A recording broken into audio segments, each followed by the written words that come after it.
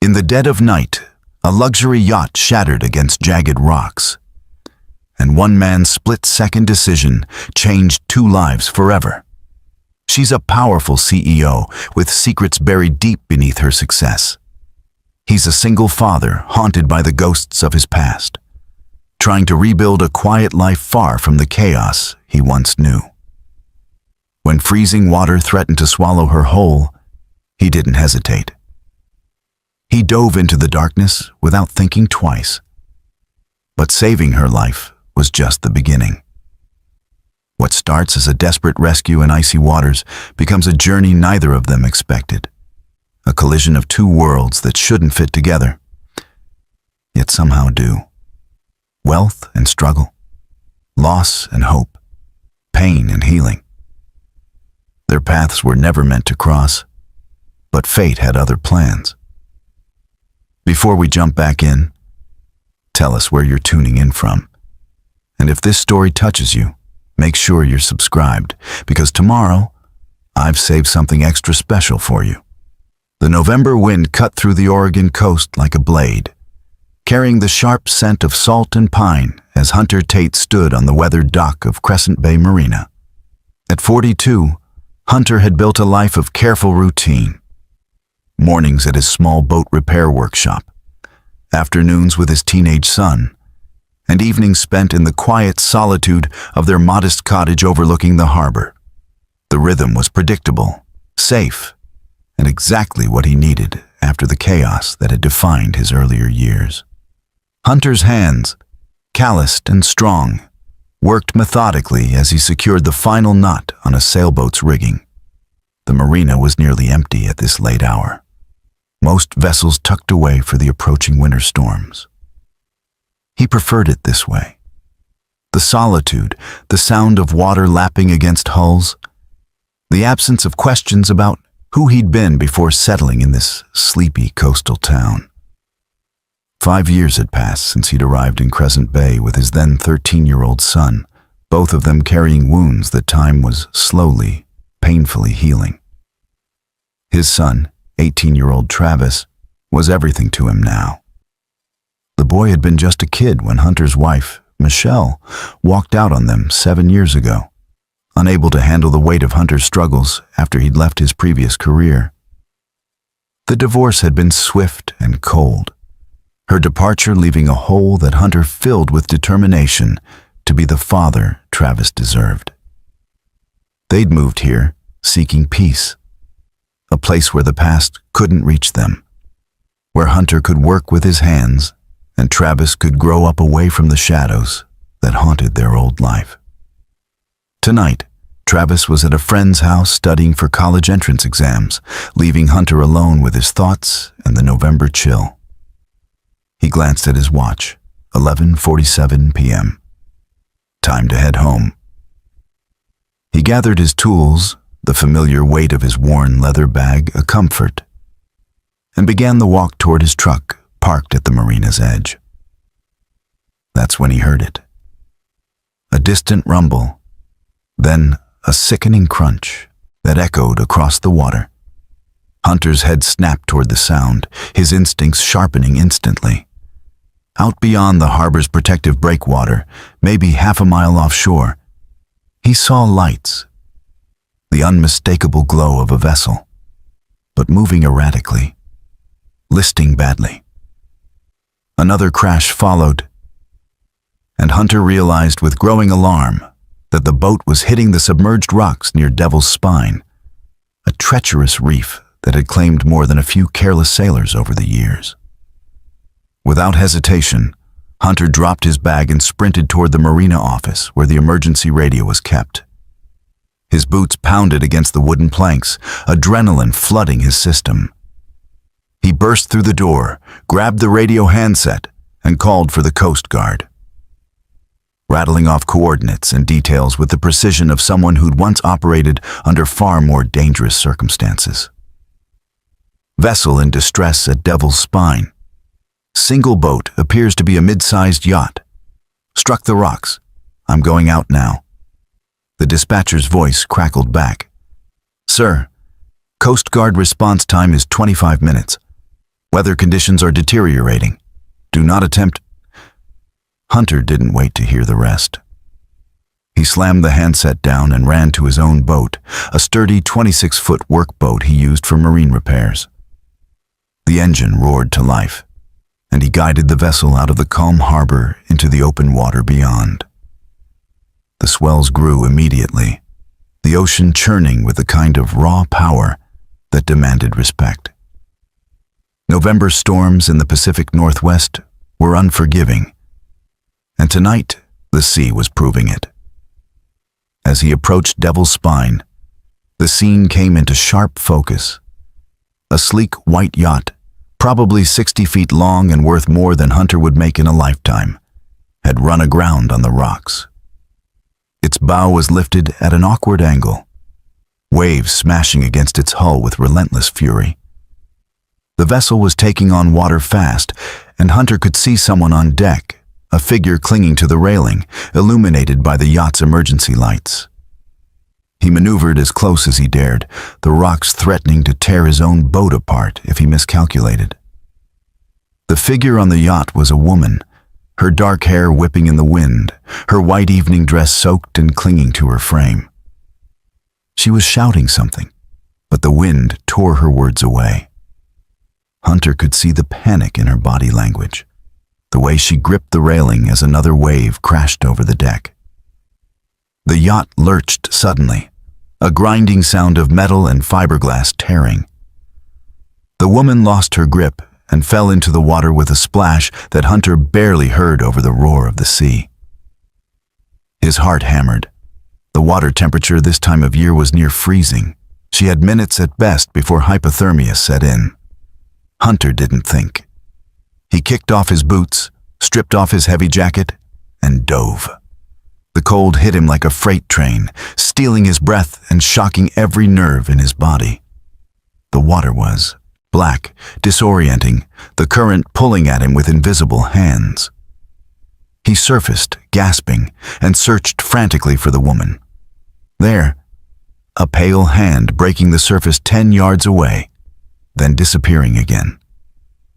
He swam hard, his muscles screaming in protest against the cold. His training from years ago kicked in, overriding the panic, focusing his mind. Reach her. Get her to the boat. Don't think about the cold. Don't think about anything else. He reached her just as she went under again. His hand closed around her arm, and he hauled her up, her face breaking the surface. She was conscious, but barely. Her lips already tinged blue, her eyes wide with terror and confusion. She tried to speak, but only managed a choked gasp. "I've got you," Hunter shouted over the wind. "Hold on to me." She clutched at him weakly, her strength fading fast. Hunter wrapped one arm around her and began the brutal swim back to his boat. Every stroke was agony, the cold seeping into his bones, his limbs growing heavy. The distance seemed impossible. The boat, a tiny island of safety in a hostile sea. But he pushed forward, dragging them both through the swells, refusing to let go. When they finally reached the boat, Hunter summoned every ounce of remaining strength to lift her over the side. She collapsed onto the deck, shaking violently. He pulled himself up after her, his body trembling uncontrollably now, and immediately wrapped her in the emergency blanket he kept in the storage compartment. Then he threw another over his own shoulders and started the engine, pointing the bow back toward the harbor. The ride back was a blur of cold and adrenaline. Hunter kept glancing at the woman, making sure she was still conscious. She stared at him through chattering teeth, her dark eyes filled with shock and something else. Gratitude, maybe, or disbelief. She tried to speak several times, but he shook his head. "Save your strength," he said. "We're almost there." When they reached the marina, an ambulance was already waiting, its lights painting the dock in red and blue. Hunter guided the boat in, and Coast Guard personnel rushed forward to help. They lifted the woman onto a stretcher, wrapping her in heated blankets, checking her vitals with practiced efficiency. Hunter stood on the dock, dripping and shaking, watching them work. A paramedic approached him. "Sir, you need medical attention too. That water—" "I'm fine," Hunter said, though his voice didn't sound convincing, even to himself. "You saved her life," the paramedic insisted, "but you're showing signs of hypothermia. Come with us." Hunter wanted to refuse, to go home and forget this whole night, but his legs chose that moment to buckle. Strong hands caught him, guided him to a second stretcher. As they loaded him into the ambulance, he caught one last glimpse of the woman. She was looking at him, her hand reaching out weakly, her lips forming words he couldn't hear. Then the ambulance doors closed, and the world faded to the rhythm of sirens and the lingering cold that had settled deep in his chest. At the hospital, Hunter was treated for mild hypothermia and released 3 hours later with instructions to rest and stay warm. He called Travis, who rushed to pick him up, full of questions and worry. Hunter downplayed the whole thing, saying it was just part of being at the marina. But Travis wasn't fooled. "Dad, you dove into freezing water to save someone," Travis said as they drove home through the pre-dawn darkness. "That's not nothing." Hunter stared out the window, watching the ocean pass by. "Anyone would have done it." "No," Travis said quietly. "They wouldn't have." Back at their cottage, Hunter showered until the hot water ran cold, trying to chase away the last of the chill. He climbed into bed, but sleep wouldn't come. His mind kept replaying the moment he'd seen the woman fall, the decision to jump, the black water closing over his head. He thought about Michelle, about how she'd left because she couldn't handle who he'd become after leaving his old life. He thought about Travis, about building something stable and safe here in Crescent Bay. Preparing and narrating this story took us a lot of time, so if you are enjoying it, subscribe to our channel. It means a lot to us. Now back to the story. And he thought about the woman's eyes, filled with terror and then relief. The way she'd reached for him as the ambulance doors closed. He didn't know who she was, didn't know her name or why she'd been out on a yacht in dangerous conditions. But something about the encounter had shaken loose a part of himself he'd buried, the part that acted without hesitation, that ran toward danger instead of away from it. As dawn broke over the Pacific, painting the sky in shades of gold and pink, Hunter finally drifted into an uneasy sleep, unaware that the woman he'd saved was lying awake in her hospital room, determined to find the man who'd pulled her from the depths. The morning light filtered through the hospital room curtains, casting soft shadows across the sterile white walls. Lilia Chambers lay propped against pillows, her body still aching from the night's ordeal, her mind racing with fragments of memory. The yacht's sudden lurch, the terrible grinding sound of rocks tearing through the hull, the shocking cold of the water. And then him. The man who appeared out of nowhere, who dove into freezing darkness without hesitation. At 38, Lilia had built an empire. Chambers Global Technologies was her creation, a software and AI company she'd founded 12 years ago in a cramped apartment with nothing but a laptop and relentless ambition. Now it was worth $3 billion, employed over 5,000 people, and had made her one of the youngest female CEOs in the tech industry. She was accustomed to control, to having answers, to managing every variable. But last night had stripped all of that away, leaving her vulnerable and utterly dependent on a stranger's courage. The yacht had been a celebration, or at least it was supposed to be. She'd just closed a major acquisition deal and decided to take the vessel out for a solo midnight sail. Something she did when she needed to think, to escape the constant demands of boardrooms and investors. But she'd misjudged the weather, ignored the warnings about the approaching storm, and paid for her arrogance by nearly dying on Devil's Spine. A knock at the door interrupted her thoughts. A nurse entered, followed by a Coast Guard officer who introduced himself as Lieutenant Brennan. He was professional and courteous, asking questions about the accident for his report. Lilia answered mechanically, but her mind was elsewhere. "The man who saved me," she said when the lieutenant finished his questions. "Who was he?" Brennan consulted his notes. "Hunter Tate, local boat repair specialist. He was working late at the marina when your yacht struck the rocks, made the emergency call, and went out on his own boat to assist. Frankly, ma'am, if he hadn't acted when he did, we'd be having a very different conversation right now." "Hunter Tate," Lilia repeated, committing the name to memory. "Is he all right?" "Treated for mild hypothermia and released early this morning. Tough guy. Wouldn't accept much help." Brennan closed his notebook. "You were lucky he was there." After the lieutenant left, Lilia reached for her phone, ignoring the dozen missed calls from her assistant and board members. She typed Hunter's name into a search engine, but found little. No social media presence, no news articles, just a basic business listing for Tate Marine Services in Crescent Bay. A man who kept a low profile, which only intrigued her more. She was released from the hospital that afternoon with instructions to rest. Her assistant, Jeremy, picked her up in a company car, briefing her on damage control efforts and the media inquiries about the accident. Lilia listened with half an ear, her thoughts fixed on one objective: finding Hunter Tate and thanking him properly. "Jeremy," she interrupted his rundown of press statements. "I need you to find out everything you can about someone. Hunter Tate runs a boat repair business here in Crescent Bay." Jeremy's eyebrows rose, but he simply nodded, tapping notes into his tablet.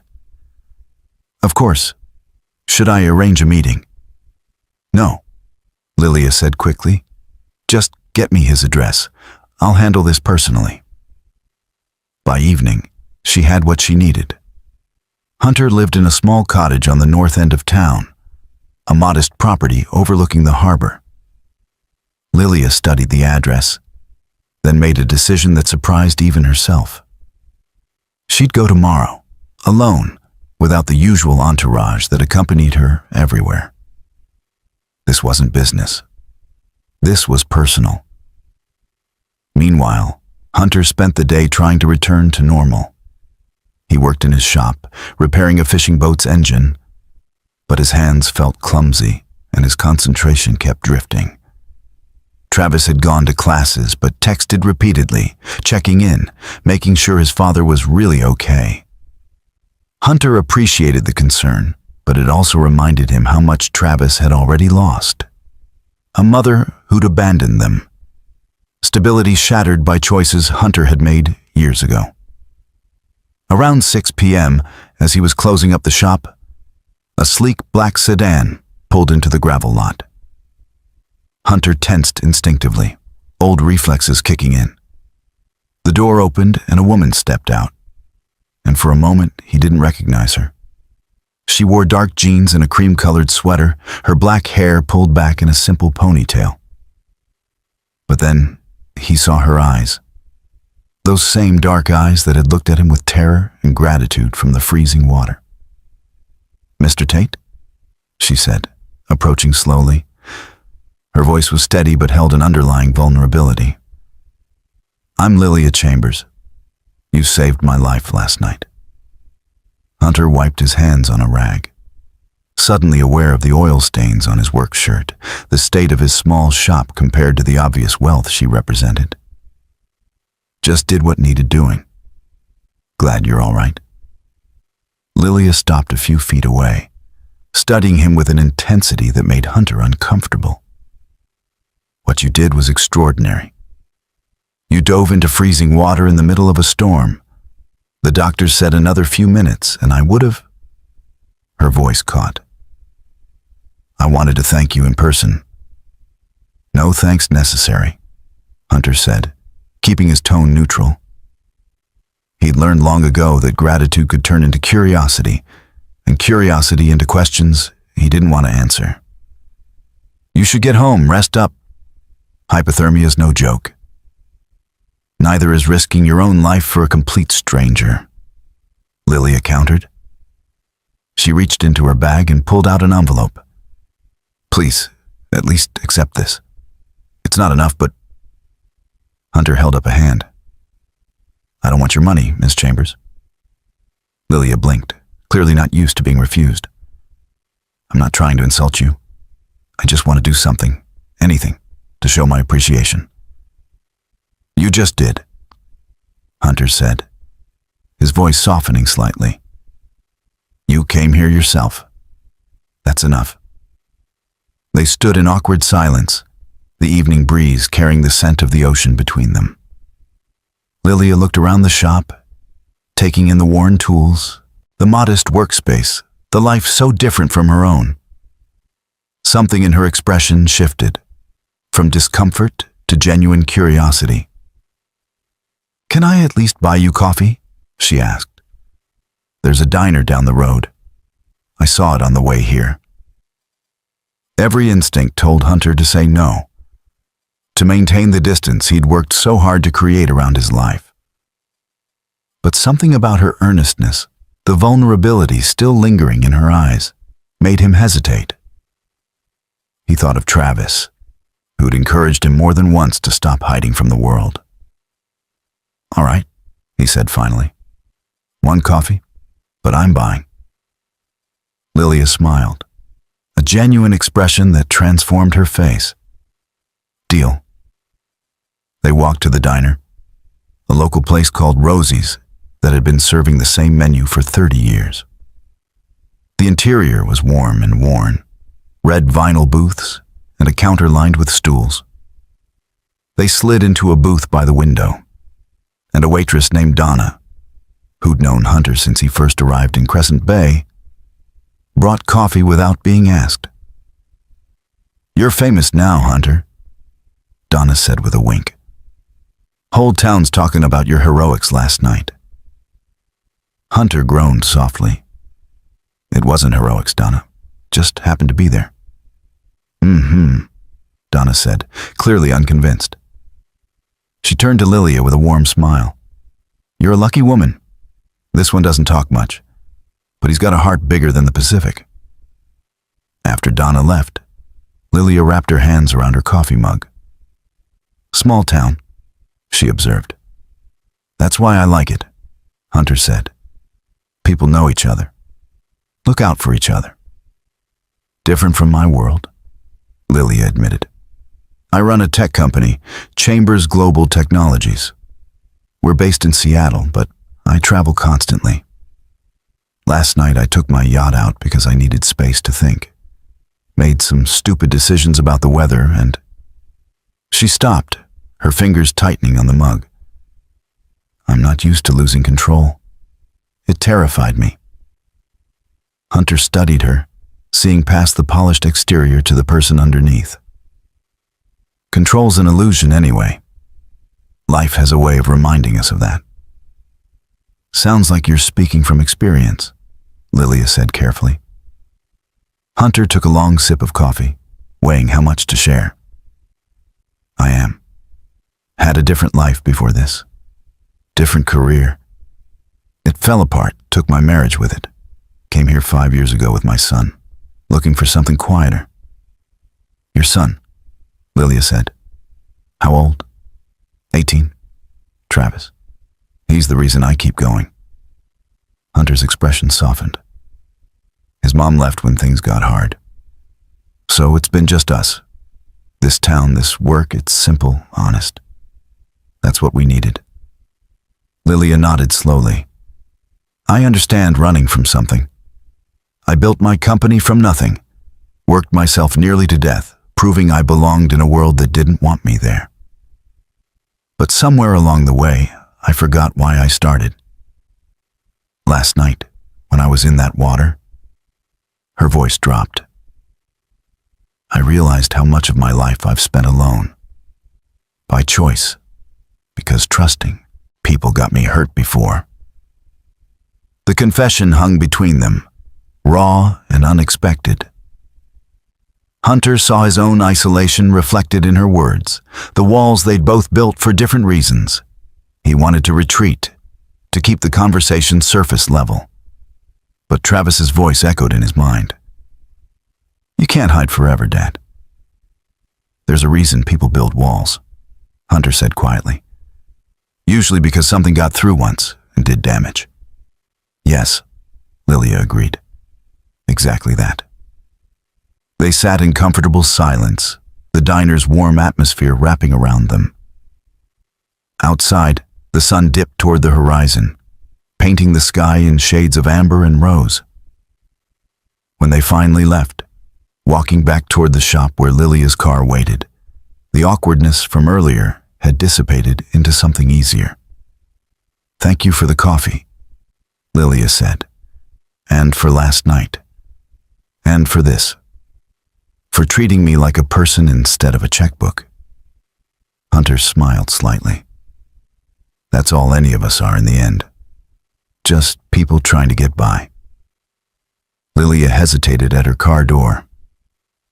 Would it be all right if I came back? Maybe helped around the shop or something? I'm in town for a few weeks while they salvage the yacht and... She paused, vulnerability flickering across her face. I don't have many friends. Colleagues, employees, but not friends. You seem like someone worth knowing. Hunter should have said no. Should have kept his life simple, uncomplicated. But he found himself nodding. Shops open most days, can always use an extra hand, even if you don't know port from starboard. Lilia laughed, the sound genuine and lighter than before. I'll learn. She drove away as dusk settled over Crescent Bay, leaving Hunter standing in the lot with the taste of coffee on his tongue and a sense that something had shifted. He locked up the shop and headed home, where Travis was waiting with dinner, takeout from the local Chinese place. So? Travis said immediately. The woman from last night showed up, didn't she? Mrs. Chen from the market called. Said she saw you two at Rosie's. Hunter sighed. Small towns. Dad, come on, tell me. Her name's Lilia. She wanted to say thanks. We had coffee, that's it. Hunter grabbed a plate, loading it with fried rice. Travis grinned. That's not it, and you know it. You actually talked to someone. That's huge. Don't make a big deal out of this, Trav. Too late, Travis said cheerfully. I like her already. Anyone who gets you to leave the shop for coffee is all right in my book. Hunter shook his head, but couldn't quite suppress a smile. As they ate, he told Travis about the rescue in more detail, leaving out the parts that still made his heart race. Travis listened, his expression shifting from amusement to pride. You're a good man, Dad, Travis said when Hunter finished. I know things were rough before we came here. I know Mom leaving hurt both of us. But you did something incredible last night. Don't downplay it. Just did what anyone. No, Travis interrupted firmly. Not anyone. You. Because that's who you are. Later, alone in his room, Hunter stood at the window overlooking the harbor. The lights of the marina twinkled in the darkness, and somewhere out there, Devil's Spine lurked beneath the waves. He thought about Lilia, about the way she'd looked at him with something more than gratitude. With recognition, maybe, of someone else carrying wounds. He didn't know what would come of her return visits, if anything. But for the first time in 5 years, Hunter felt a crack in the careful isolation he'd built. It wasn't fear exactly, but it wasn't quite hope either. Something in between, fragile and uncertain, like the first light of dawn breaking over troubled waters. 3 days passed before Lilia returned to Tate Marine Services. And when she did, she came prepared. Gone was the designer wardrobe. Instead, she wore practical jeans, work boots, and a canvas jacket that looked recently purchased. Her hair was tied back in a no-nonsense braid, and she carried a thermos of coffee and a bag of pastries from the local bakery. Hunter looked up from the engine he was rebuilding, surprise flickering across his weathered face. "Didn't think you'd actually come back." "I keep my word," Lilia said, setting the coffee and pastries on his workbench. "Plus, I meant what I said. I want to learn." And she hesitated, a vulnerability creeping into her voice. "I could use the distraction." Hunter studied her, noting the shadows under her eyes, the tension in her shoulders. The aftermath of trauma wore different masks, but he recognized it well enough. "Fair enough. You ever work with tools before? Does a screwdriver count?" "It's a start." Hunter wiped his hands on a rag. "We'll begin simple. That sailboat over there needs its hull sanded and refinished. Tedious work, but good for thinking." They spent the morning working side by side, Hunter showing her the proper technique for sanding with the grain, the patience required to do it right. Lilia threw herself into the task with surprising intensity, her corporate perfectionism translating well to manual labor. They worked in companionable silence, the rasp of sandpaper and the distant cry of seagulls the only sounds. Around noon, they took a break, sitting on overturned buckets with the coffee and pastries between them. The November sun broke through clouds, warming the air slightly. Hunter noticed Lilia flexing her hands, the unaccustomed work leaving them sore. "You'll build calluses," he said. "Takes time." "Good," Lilia replied. "I spend too much time in boardrooms. This feels real." "What's your company do exactly?" Hunter asked, genuine curiosity breaking through his usual reserve. "We develop AI systems for logistics and supply chain management. Boring to most people, but it's revolutionized how companies move goods around the world." She took a sip of coffee. "I started it 12 years ago with my best friend from college, Natasha. We were both broke, working out of my apartment, living on ramen and ambition." "What happened to your friend?" Lilia's expression darkened. "Natasha died 4 years ago. Car accident. She was the creative one, the dreamer. I was the business mind. After she passed, I threw myself even deeper into the company. It's how I cope. Work until I can't think anymore." Hunter heard the echo of his own grief in her words. "I get that. After my ex-wife left, after everything fell apart, I did the same thing. Just kept moving, kept my hands busy. Figured if I stopped, I'd have to feel it all. And now?" Lilia asked softly. "Still working on it," Hunter admitted. "My son helps. He's applying to colleges now, wants to study engineering. Smart kid. Better than I deserve." "I doubt that," Lilia said firmly. "From what I've seen, you're exactly what he needs." They returned to work, but the conversation had opened a door. Over the following days, Lilia became a regular presence at the shop, arriving each morning with coffee and staying until afternoon. Hunter found himself looking forward to her visits. The way she asked questions without prying, the quick intelligence that let her grasp concepts rapidly. She had a CEO's mind, but approached the manual work with humility, willing to get dirty and make mistakes. On the 5th day, as they worked on replacing a boat's corroded wiring, Lilia finally brought up the topic Hunter had been waiting for. "I need to tell you something," she said, her voice carrying the tone of someone about to make a business pitch. "About who I am, beyond the yacht incident." Hunter set down his wire cutters. "All right. Chambers Global Technologies is worth $3 billion. I own 60% of it. I have homes in Seattle, San Francisco, and New York. I employ 5,000 people, and last year I was on the cover of Fortune magazine as one of the top 50 CEOs under 40. She paused, watching his reaction.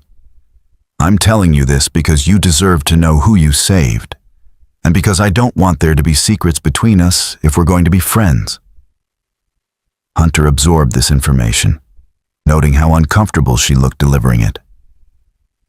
That why you were sailing alone? Too much weight on your shoulders? Part of it, Lily admitted. The other part is that I don't trust easily. I built this company from nothing, and along the way, I learned that people want things from me. Access, money, connections. It's exhausting, constantly wondering what someone's angle is. I don't have an angle, Hunter said quietly. I fix boats, I raise my son. That's my life. I know, Lilia said, her expression softening. That's why I keep coming back.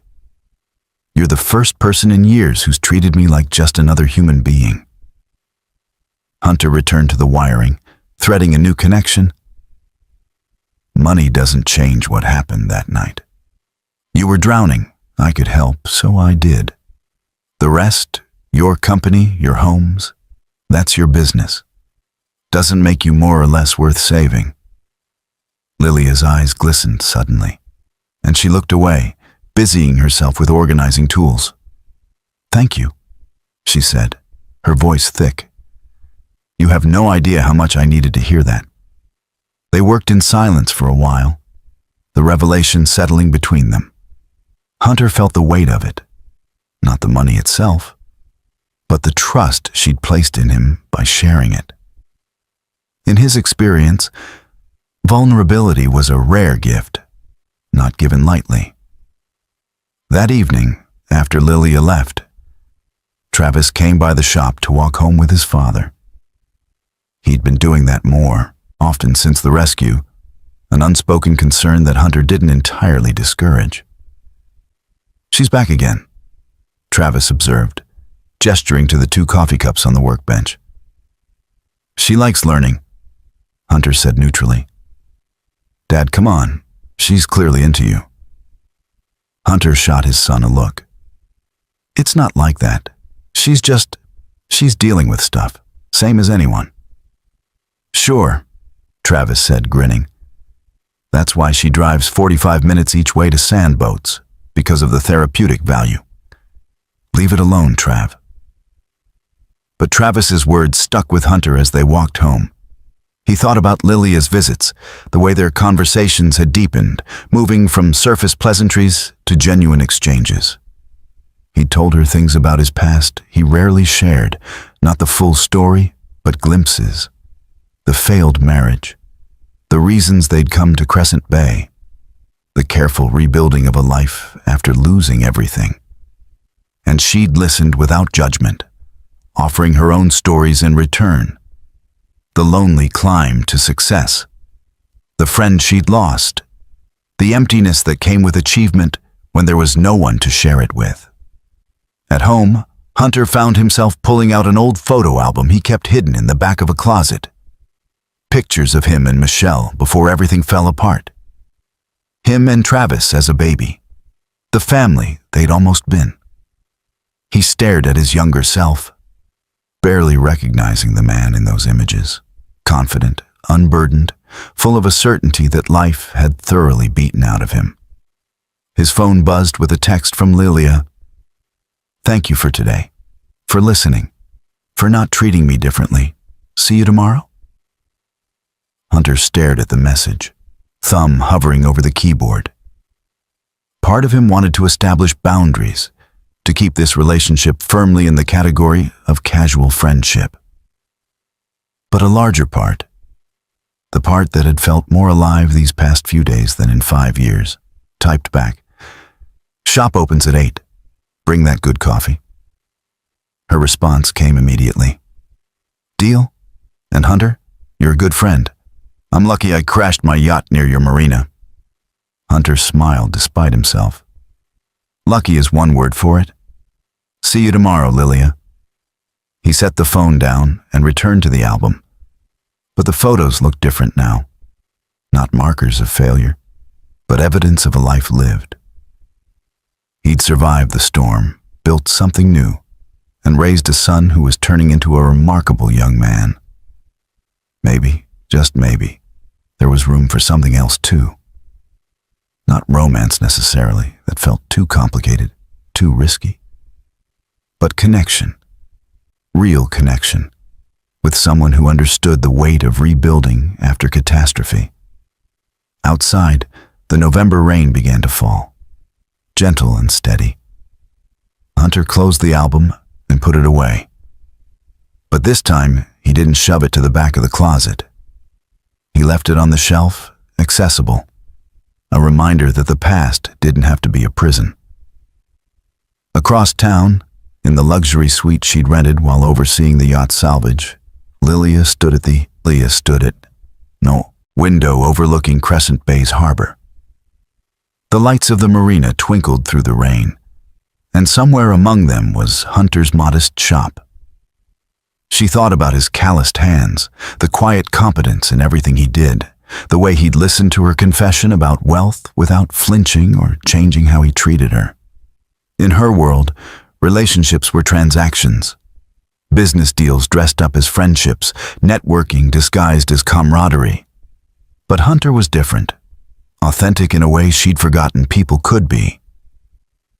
And for the first time since Natasha's death, Lilia felt the walls around her heart developing cracks. Her phone rang, her assistant with the inevitable list of urgent matters requiring her attention. Lilia answered, handling each issue with her usual efficiency, but her mind kept drifting to tomorrow morning, to coffee at the shop, to the comfortable rhythm she and Hunter were developing, to the possibility that maybe, just maybe, diving into freezing water had saved more than just her life. Maybe it had saved them both. The coastal town of Crescent Bay transformed as December arrived, strung with holiday lights that reflected off the dark harbor water. Hunter Tate found himself in an unfamiliar rhythm. Mornings still began with work at the marina, but now they included Lilia Chambers arriving promptly at 8. 2 cups of expensive coffee in hand, ready to learn whatever he'd teach her that day. What had started as gratitude had evolved into something neither of them had quite named yet. Today they were working on a classic wooden speedboat, a 1960s Chris craft that belonged to a local retired banker. The varnish had deteriorated badly, requiring careful stripping and refinishing. Hunter demonstrated the technique, his movements practiced and sure, while Lilia watched with the focused attention she'd once reserved for board presentations. "The grain tells you everything," Hunter explained, running his hand along the mahogany planking. "You work with it, not against it. Force it, and you'll tear the wood. Respect it, and you get something beautiful." Lilia picked up a scraper and began working on a section he'd cleared for her. "Is that a metaphor?" "Maybe," Hunter said with a hint of a smile. "Seems like everything's a metaphor when you spend enough time thinking. You do a lot of that. Thinking? Too much, probably. Travis says I overthink everything." Hunter moved to the opposite side of the boat, giving her space to work. He's not wrong. They fell into their comfortable pattern, working in companionable silence, broken by occasional questions or observations. Hunter had learned that Lilia processed stress through conversation. She'd talk through problems out loud, working them out verbally in a way that reminded him of how he worked through mechanical issues. Today her mind was on her company. "My board wants me back in Seattle full-time," she said, carefully scraping varnish. "They're getting nervous with me, being remote. Think I'm losing focus." "Are you?" Hunter asked without judgment. "Maybe," Lilia admitted. "But not in the way they think. I'm gaining perspective. These past 2 weeks working here, learning actual skills with my hands, talking to people in town. It's reminded me why I started the company in the first place. Natasha and I wanted to build something meaningful, not just profitable. Somewhere along the way, I forgot that distinction. Hunter paused his work, studying her. Over the past weeks, he'd watched her transformation from the polished CEO into someone more grounded, more present. Her hands now bore small calluses and the occasional cut from learning tool work. She wore her hair in simple ponytails instead of styled perfection. She laughed more easily. "What are you going to do?" he asked. "I'm thinking about restructuring, promoting my COO to handle day-to-day operations while I focus on long-term vision and research. It's what I'm actually good at, seeing where technology is heading, not managing quarterly reports." She looked up from her work. It would mean more flexibility. I could split time between Seattle and here. The word "here" hung in the air between them, weighted with implication. Hunter felt his chest tighten with something between hope and fear. He'd grown accustomed to her presence, looked forward to their mornings together.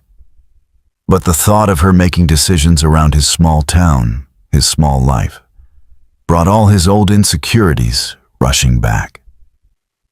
"That's a big change," he said carefully.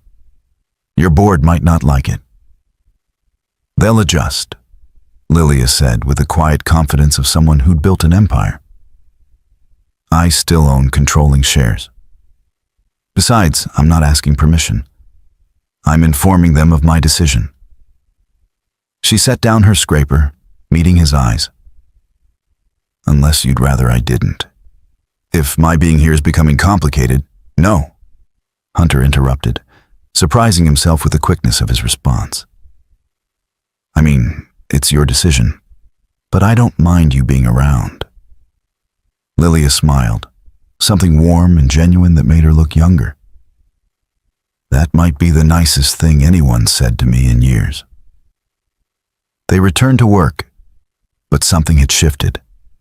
An acknowledgement of what was building between them, still unspoken, but increasingly difficult to ignore. Around noon, Travis showed up at the shop with sandwiches from the deli, a habit he'd developed since Lilia started coming around. Hunter suspected his son had ulterior motives, namely matchmaking, but appreciated the gesture anyway. "Miss Chambers," Travis said with exaggerated formality that made Lilia laugh. "Please, it's Lilia. Miss Chambers makes me sound like a school teacher." "My dad says you run a huge tech company," Travis said, settling onto a workbench. "That's pretty amazing." "It's a lot of work," Lilia said, accepting the sandwich Travis offered. "What about you? Your dad mentioned you're applying to colleges." Travis launched into an enthusiastic explanation of his engineering program applications, his face animated in a way that made Hunter's heart swell with pride. Lilia listened with genuine interest, asking intelligent questions about his projects and goals. Hunter watched them interact, struck by how naturally she connected with his son, without condescension or the awkwardness many adults showed around teenagers. "Your dad's being modest about his own background," Lilia said to Travis. "He's got serious skills. This isn't just boat repair, it's craftsmanship, art, really." Travis grinned. "I keep telling him that, but he won't listen to me." "That's because you're supposed to think I'm embarrassing," Hunter said dryly. "It's in the parent-teenager contract. You're only embarrassing about 30% of the time." Travis countered. "That's pretty good for a dad." They ate together, the conversation flowing easily between work talk, Travis's college plans, and Lilia's stories about her early days building the company. She had a gift for storytelling, Hunter noticed, making even technical business details engaging. Travis hung on every word, and Hunter found himself doing the same. After Travis left to head to his afternoon job at the hardware store, Lilia helped Hunter clean up the workspace. The afternoon sun slanted through the shop windows, casting everything in golden light. "He's a great young man," Lilia said. "You've done an amazing job raising him." "Had a lot of help from this town," Hunter said. "People here looked out for us when we arrived. Gave me work, gave Travis friends. It's a good place." "I can see that," Lilia said softly. She hesitated, then added, "Can I ask you something personal?" Hunter's shoulders tensed reflexively, but he nodded. "Go ahead." "What did you do before? You've mentioned having a different career, but you've never said what it was." Hunter set down the rag he'd been holding, the question hanging heavy between them. He'd known it would come eventually. Lilia was too perceptive not to sense there was more to his story. The question was how much to share, how much to trust. "I worked in security," he said finally, choosing his words carefully. "Private sector, high-risk situations. It was intense, demanding, and eventually it broke something in me. I couldn't do it anymore. Couldn't be that person. When I left, my marriage couldn't survive the change. Michelle needed the man I'd been, not the one I was becoming. So she left, and Travis and I came here to start over." It was the most he'd shared about his past with anyone in Crescent Bay, besides the bare essentials. Lilia absorbed this information quietly, her expression thoughtful but not judgmental. "That takes courage," she said. "Walking away from something you were good at because it was destroying you. Most people can't do that." "Didn't feel like courage at the time," Hunter admitted. "Felt like failure. Still does sometimes." "It wasn't," Lilia said firmly. She moved closer, her voice dropping. "I know something about sacrificing yourself for work. After Natasha died, I nearly worked myself to death. 16, 18-hour days, never taking breaks. Because if I stopped moving, I'd have to feel the loss. My assistant eventually staged an intervention, threatened to quit if I didn't take time off. That's what led to me buying the yacht. Forced relaxation, except I'm terrible at it. Hence sailing into a storm at midnight," Hunter said with a slight smile. "Hence that, yes." Lilia returned the smile, but sadness lingered in her eyes. "Natasha was more than my business partner. She was my best friend, the sister I never had. We met in college, both of us broke and ambitious, and we built something incredible together.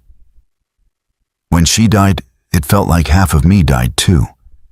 The company was our baby, and suddenly I was raising it alone."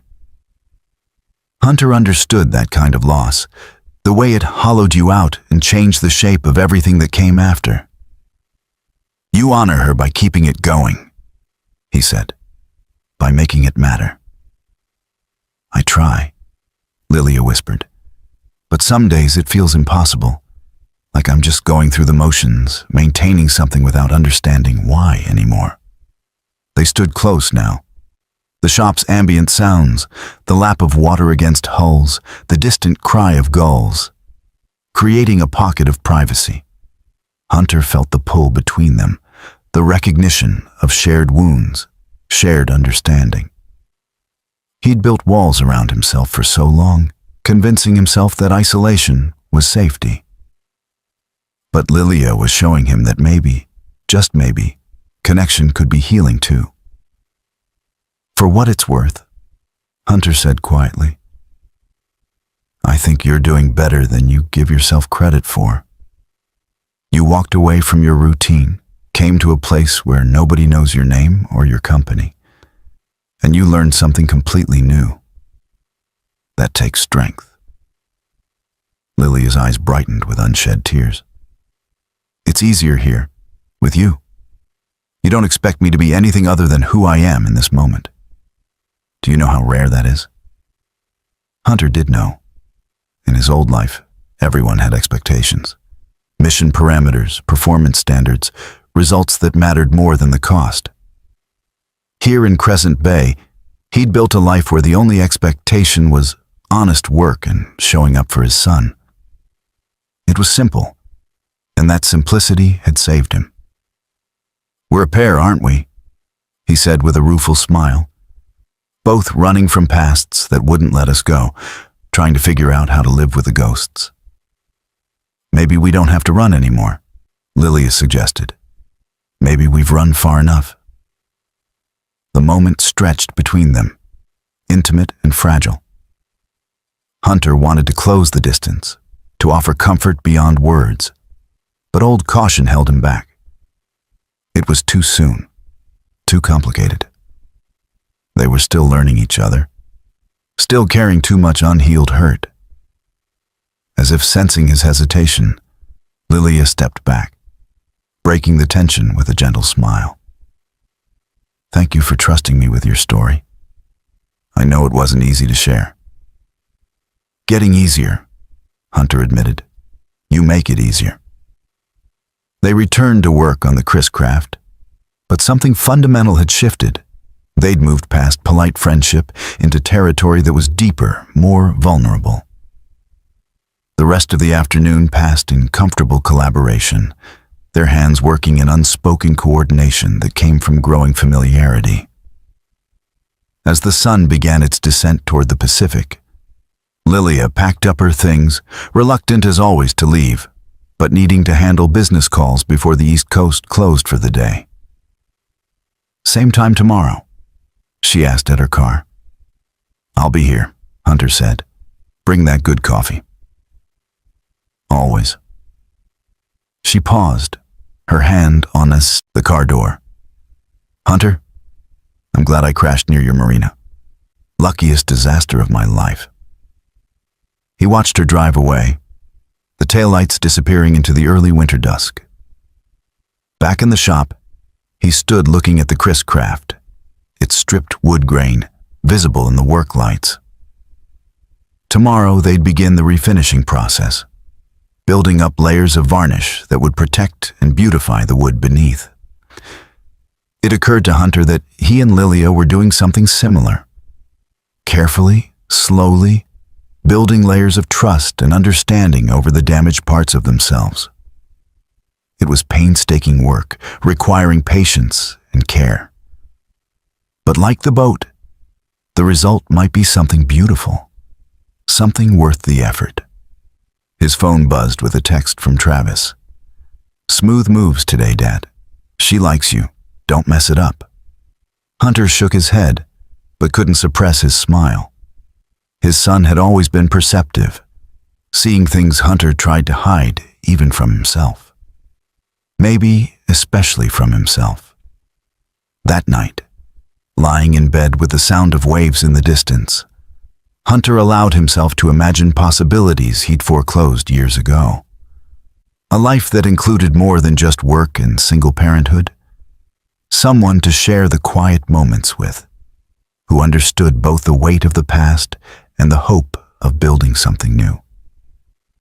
It was terrifying and exhilarating in equal measure. But for the first time in 5 years, Hunter thought maybe, just maybe, he was ready to try. The December rain arrived with force, transforming Crescent Bay into a study of gray skies, gray water, the world reduced to shades of mist and motion. Hunter stood in his shop watching the downpour, a mug of coffee warming his hands. When Lilia's car pulled into the lot, she emerged with her hood up, laughing at the futility of staying dry, and dashed through the rain to the shop entrance. "Miserable out there," she said, shaking water from her jacket. "But I brought reinforcements." She held up a bag from the bakery and her thermos. "If we're going to work in this weather, we need proper fuel." "Smart thinking," Hunter agreed, taking the bag. Inside were fresh cinnamon rolls, still warm. "You're learning the important life skills." They'd fallen into this rhythm over the past 3 weeks. Easy banter, comfortable silences, the kind of connection that felt both new and strangely inevitable. Today's project was different from their usual work, though. Hunter had mentioned needing to organize his storage room, a cluttered space filled with parts, tools, and accumulated debris from 5 years of running the shop. Lilia had volunteered immediately, saying she had a talent for systems and organization. "Fair warning," Hunter said, leading her to the back room. "It's bad. I've been meaning to deal with it for years, but kept putting it off." He opened the door, and Lilia surveyed the chaos. Shelves overflowing with marine parts, boxes stacked haphazardly, tools mixed with old paperwork and forgotten equipment. To Hunter's surprise, her face lit up. "Oh, this is perfect," she said with genuine enthusiasm. "I love organizing. It's like solving a puzzle." She pulled out her phone. "Mind if I take some photos? I'll create a system." "Have at it," Hunter said, bemused by her excitement over what he considered a nightmare. They spent the morning pulling everything out, sorting items into categories on the shop floor. The work was physical and mindless in the best way, allowing conversation to flow naturally. Lilia told stories about her early days with Natasha, the chaos of their first office, the near disasters that became company legends. Hunter found himself sharing more about his work before Crescent Bay, carefully editing out the dangerous details but conveying the intensity, the toll it took. Around midday, Hunter reached into an old file box, and his hand closed on something unexpected. He pulled out a photograph, its edges worn, colors slightly faded. The image stopped him cold. It showed him in his early 30s, standing with Michelle and baby Travis, all of them smiling at a beach somewhere. Hunter barely recognized himself. Younger, leaner, with an ease in his posture that had long since disappeared. Michelle looked happy, her arm around his waist, their whole lives ahead of them, before everything fell apart. "That's your family," Lilia said softly, appearing at his shoulder. Travis was adorable. "He was about 6 months old here," Hunter said, his voice rough. "We'd gone to the coast for a weekend before work got crazy. Before I became someone Michelle couldn't recognize anymore." Lilia studied the photo, then his face. "What happened? I mean, you don't have to tell me if—" "No, it's okay," Hunter interrupted. He moved to sit on a cleared workbench, still holding the photograph. "I worked in private security, like I mentioned. High-risk protection details mostly. The money was incredible, but it changed me. Made me paranoid, always scanning for threats, unable to relax." Michelle tried to understand. But how could she? I couldn't tell her half of what I dealt with. He paused, the memories sharp even after all these years. "There was an incident. A client got hurt on my watch, someone I was supposed to protect. It wasn't my fault. The investigation cleared me. But it broke something inside. I couldn't do it anymore. Couldn't live with the weight of other people's lives in my hands. Couldn't be the person that job required." Lilia sat beside him, close but not touching, her presence a steady anchor. "So you walked away?" "Yeah. Michelle begged me to reconsider, said we needed the income, that I was throwing away everything we'd built. But I couldn't go back. The person that job made me, I didn't like him. Didn't want Travis growing up with that as a father." Hunter's grip tightened on the photo. "Michelle stuck it out for a couple of years, hoping I'd change my mind. When it became clear I wouldn't, she left. Said she married one man but ended up with a stranger." "She was wrong," Lilia said firmly. "You chose your son over money and prestige. That's not becoming a stranger. That's becoming a better man." Hunter looked at her, searching for pity or judgment, but found only understanding. "You really believe that?" "Absolutely," Lilia said. I've spent years watching people compromise their values for success. You did the opposite. That takes more courage than most people ever find. They sat in silence, the rain drumming on the roof, the photograph between them. Finally, Hunter stood, looking at the image one more time before tucking it into his shirt pocket. Thank you. For listening. For not thinking I'm broken? Lilia supplied gently. Hunter, we're all carrying damage. The question is what we do with it. You rebuilt your life around being a good father. That's not broken. That's heroic. The word settled over him, uncomfortable but somehow right. He'd never thought of his choices as heroic, only necessary.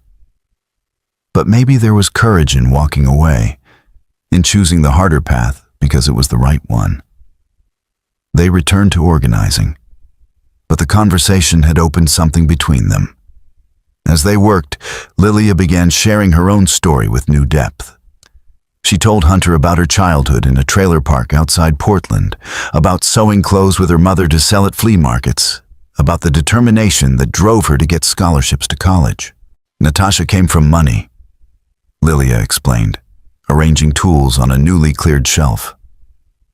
Her family thought our friendship was charity work, her slumming with the poor scholarship student. But she never saw it that way. She saw a partner, an equal. We built the company with her family's investment, but I made sure I maintained majority control. Couldn't afford to lose myself in someone else's vision. Smart, Hunter said. How'd she die, if you don't mind me asking? Lilia's hand stilled on the wrench she was holding. Drunk driver. She was coming home from a late meeting, driving through downtown Seattle. The other driver ran a red light going 60 miles an hour. She died instantly. Her voice cracked. I got the call at 2 a.m., threw up in my office bathroom, then went back to work because I didn't know what else to do. Hunter set down the box he was carrying and moved to her side. This time, he didn't hesitate. He pulled her into a hug, letting her collapse against his chest as years of compressed grief finally broke free. She sobbed into his shirt, her whole body shaking, and he held her steady, one hand stroking her back in unconscious comfort. I never got to say goodbye, Lilia gasped between sobs. We'd argued that morning about expanding into international markets. I told her she was being reckless, that we needed to consolidate first. Our last words were an argument about quarterly projections, and then she was gone. She knew you loved her, Hunter said softly. Arguments don't erase that. They're just part of caring about someone enough to disagree. Lilia pulled back, wiping her eyes with the heel of her hand. Sorry, I didn't mean to fall apart on you. Don't apologize. I spent 2 years not crying after Michelle left, thinking it made me strong. All it did was lock everything inside until I could barely feel anything. He offered her his handkerchief, a gesture that made her laugh through her tears. You carry a handkerchief? That's the most old-fashioned thing ever. Blame my dad. He said a man should always have one for when someone needs it. Hunter smiled. Guess he was right. They took a break, sitting on the shop floor with fresh coffee, the organization project forgotten for the moment. Outside, the rain eased into a gentle drizzle, the gray world softening. Can I show you something? Lilia asked, pulling out her phone. She navigated to a photo album and handed the device to Hunter. That's Natasha and me, the day we signed our first major client. The photo showed 2 young women, maybe 25, grinning maniacally in a cramped office. Lilia looked different, thinner, her hair longer, dressed in what was clearly her nicest business outfit that still wasn't quite professional enough. But her eyes held the same intelligence, the same determination. You both look so happy, Hunter observed. We were. terrified but happy. That contract kept us afloat for another year, gave us time to develop the product that made everything else possible. Lilia scrolled to more photos. Natasha at their first office party, Natasha presenting at a conference, Natasha and Lilia on a beach somewhere tropical, both sunburned and laughing. She was beautiful, Hunter said. Inside and out. Lilia agreed. She used to say that success without kindness was just wealth. She kept me grounded, reminded me why we were building the company. After she died, I lost that compass. Just chased growth for its own sake, trying to outrun the grief. Hunter handed back the phone, understanding in his bones what she meant. Is that why you took the yacht out that night? Running from it? Maybe.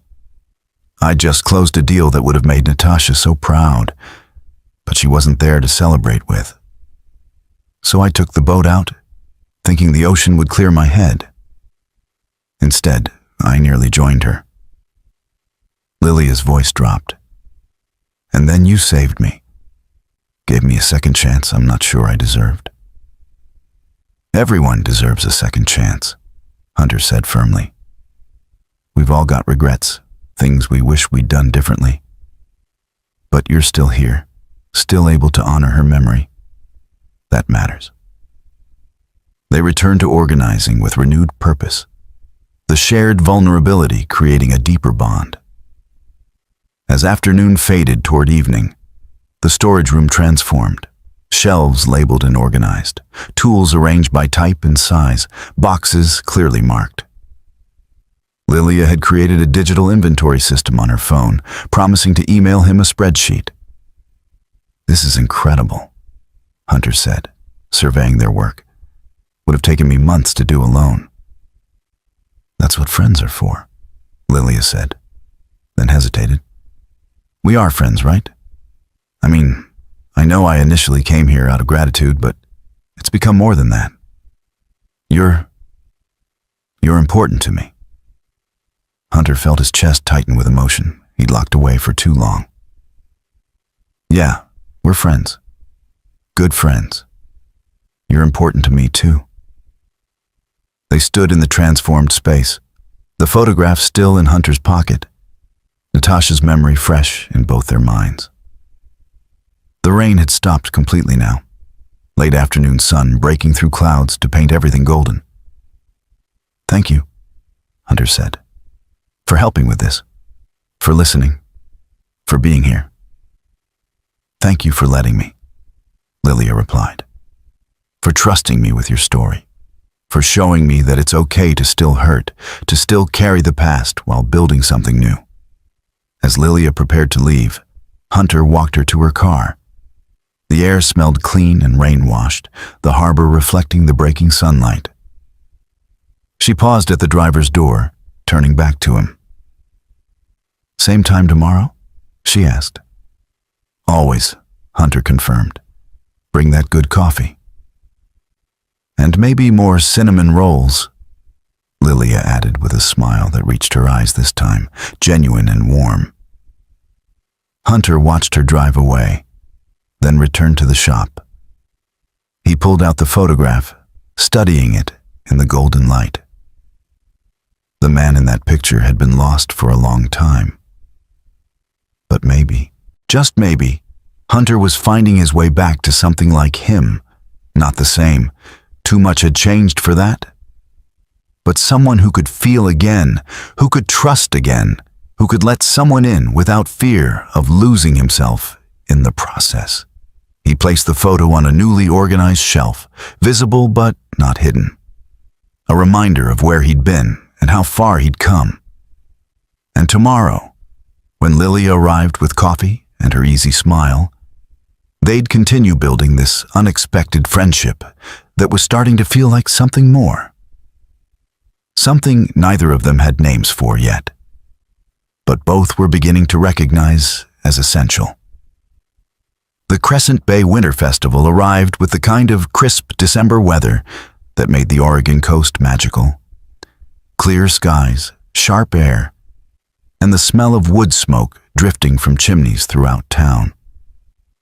Hunter had lived through 5 of these festivals, usually observing from the margins, helping with boat-related setup, but avoiding the social aspects. This year felt different, though, because Lilia had convinced him to actually participate.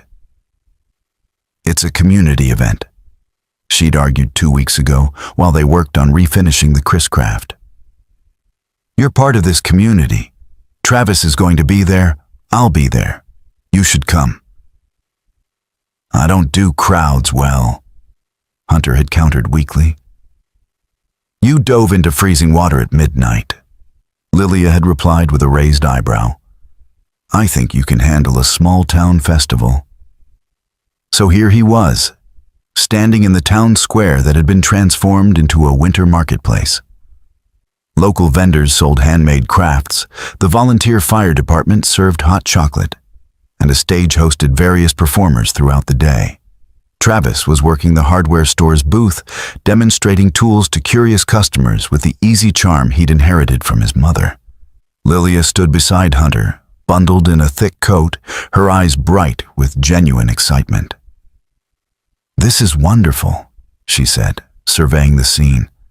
Seattle has big events, but nothing with this kind of authentic community feeling. Wait until you taste Mrs. Patterson's fudge, Hunter said. It's legendary. They wandered through the market, Lilia stopping frequently to admire handmade items or chat with vendors who'd become familiar faces during her weeks in Crescent Bay. Hunter noticed how naturally she fit in, how the town had embraced her despite, or perhaps because of, her willingness to show up at his shop every day and learn boat repair with genuine enthusiasm. Near the center of the square, a booth caught Hunter's attention. It was run by Veteran Support Services, offering information about resources for former military and security personnel. A man stood behind the table, probably in his 60s, wearing a cap that identified him as Navy veteran. Something about his posture, the way he scanned the crowd, registered familiarity with Hunter. You okay? Lilia asked, noticing his hesitation. Yeah, just give me a minute. Hunter approached the booth, and the older man's eyes sharpened with recognition of a kindred spirit. See, you've got the look, the man said, extending a hand. Name's Carl Winters, retired Navy, been running this program for 10 years. Hunter Tate, Hunter replied, shaking his hand.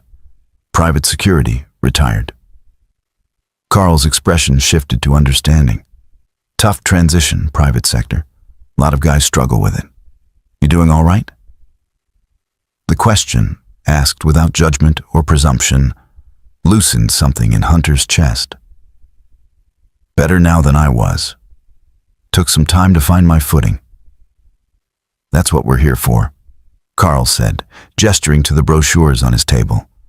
Support groups, counseling referrals, job resources. Whatever folks need to bridge from that life to this one. He paused, studying Hunter. You look familiar, though. Can't place it. Before Hunter could respond, an older woman approached the booth, her weathered face lighting up when she saw him. Hunter Tate? Oh, my lord, it is you. Hunter turned, surprised, and found himself face to face with Eleanor Martinez, a woman he vaguely remembered from his early days in Crescent Bay. She was in her 70s now, still spry, with sharp eyes that missed nothing. Mrs. Martinez, Hunter said, searching his memory. How are you? Alive, thanks to you, Eleanor said emphatically. She turned to Lilia and Carl. This man saved my life 7 years ago. I was stranded on Highway 101 in a snowstorm, car broken down, no way to call for help. He stopped, fixed my car right there in the freezing cold, wouldn't take a penny, told me to pay it forward. Hunter felt his face flush. It was just a loose battery cable, nothing major. Nothing major? Eleanor's voice rose. I have diabetes. If I'd been stuck out there another hour in that cold, I could have gone into shock. You didn't just fix my car, young man. You saved my life. She gripped his arm with surprising strength. I've been telling that story for 7 years, hoping to find you again and thank you properly. Lilia was watching this exchange with an expression Hunter couldn't quite read. Carl looked between them with growing interest. Wait, Carl said suddenly. 7 years ago, Route 12, disabled truck in a rainstorm. That was you too, wasn't it? Hunter's stomach dropped. It was, Carl said with certainty. I was the one in that truck. Transmission gave out, middle of nowhere, pouring rain. A guy in a beat-up pickup stopped, spent 2 hours in the mud getting me mobile again. Told me his name was Tate. That was right after you moved here, wasn't it? The pieces were falling into place, and Hunter wanted nothing more than to disappear. Lilia's hand found his, squeezing gently, anchoring him as more people began gathering around Eleanor's animated retelling. There's more, Eleanor continued to the growing crowd. My granddaughter Sarah, some of you know her, teaches at the elementary school. She had car trouble 5 years back. Dead battery in the school parking lot. Hunter showed up before any of us even knew she needed help, jumped her car, and made sure she got home safe. He's been quietly looking after this town for years. A man Hunter recognized as the bank manager spoke up. He fixed my son's boat motor for free when my boy was saving up for college. Said every kid should know how to work with their hands.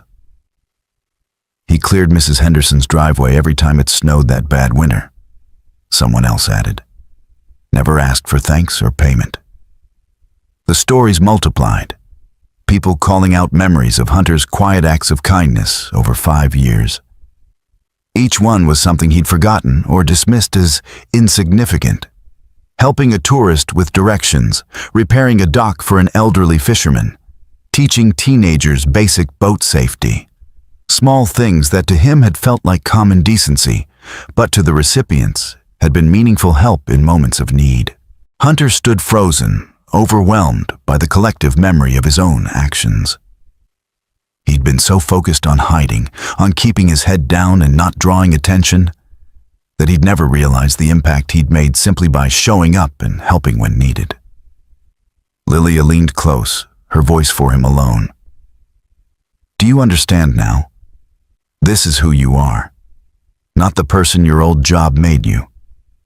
This. Travis appeared through the crowd, having abandoned his booth when he heard the commotion. His face glowed with pride as he reached his father.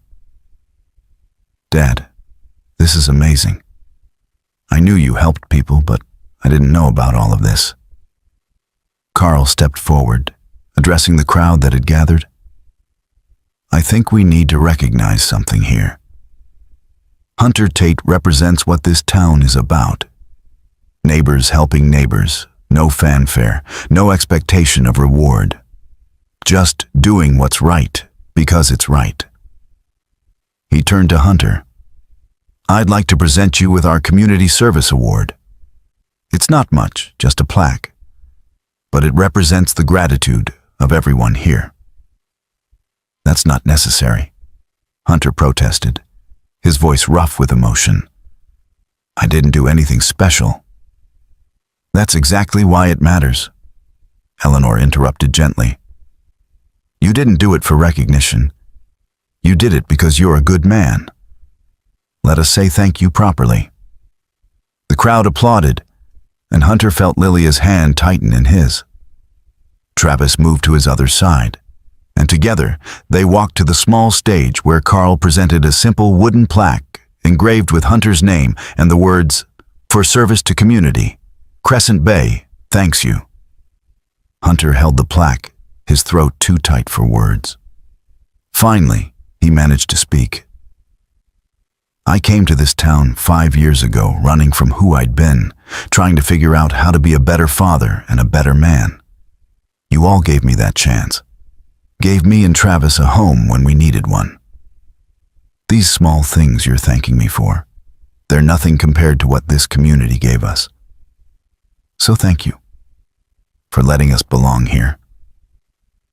The applause was genuine and warm, and as Hunter stepped off the stage, dozens of people approached to shake his hand or share their own stories of his help.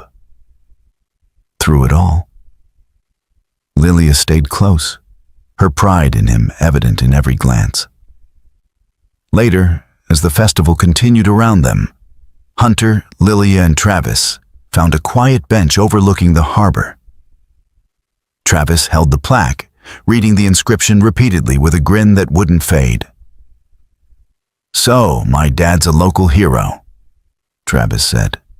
"This is going on our mantle immediately." "I'm not a hero," Hunter protested weakly. "You keep saying that," Lilia said softly. "But everyone here disagrees, including me." She looked out at the water where the festival lights reflected in dancing patterns. "You know what strikes me about all those stories? You never told anyone, never sought credit or recognition. You just quietly made people's lives better, one small act at a time." "That's called being a decent person," Hunter said. "No," Lilia countered. "Decent people help when asked. Extraordinary people help without being asked, without expecting anything in return. You've been doing that for years, and it's created ripples you never saw. Eleanor told someone about you, who told someone else, who probably helped another person because of your example. That's how community works. That's how lives change." Travis nodded enthusiastically. "She's right, Dad. You're always telling me that what matters is how we treat people when nobody's watching." Well, people were watching, and they saw someone worth celebrating. Hunter sat between his son and Lilia, the plaque resting on his lap, and allowed himself to feel the weight of what had happened. For 5 years he'd believed he was hiding, but instead he'd been healing.